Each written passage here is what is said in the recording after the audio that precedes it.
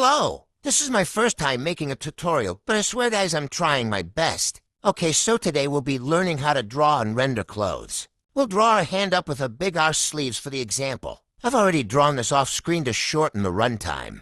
Next is to draw the sleeve. I'm not going to go too far into explaining how folds work. I'm going into this assuming you already know the basics. If you don't, there's plenty of other tutorials to teach that on YouTube and TikTok. Anywho, like with everything I draw, I use things around me like my own shirts to see how fabric folds.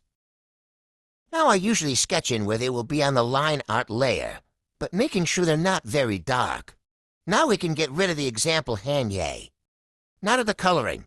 I usually start with a light blue base. And don't forget your clipping mask. Very important, it makes your job a whole lot easier. I usually just start by adding the light which I've picked a light yellow color for, since it helps me map out where to put the shadows later on. Remember, it is very important to have your light source in mind when drawing lighting for your shading to be consistent. My light source is coming from the top left corner of the canvas. Now keep in mind that the folds are 3D, so I'm leaving some space to add some shadows later. I also use the blending tool to smooth out some of the edges, mainly on the sides facing away from the light source. On to adding the shadows. I use a dark purplish blue, and only apply it where the darkest parts would be, aka where the deepest parts of the folds are. I blend these out a lot since otherwise it would be too dark, and to add a sort of gradient transitioning between the two colors. Ignore the rest of this part, I have nothing else to say.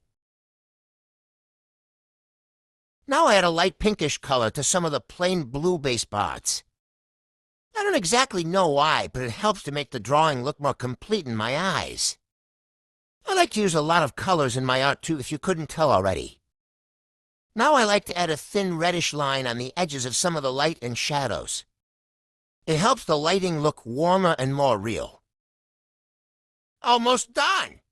I'm adding some lighter blue in the yellow to give the effect that it's harder to look at, just like with real light.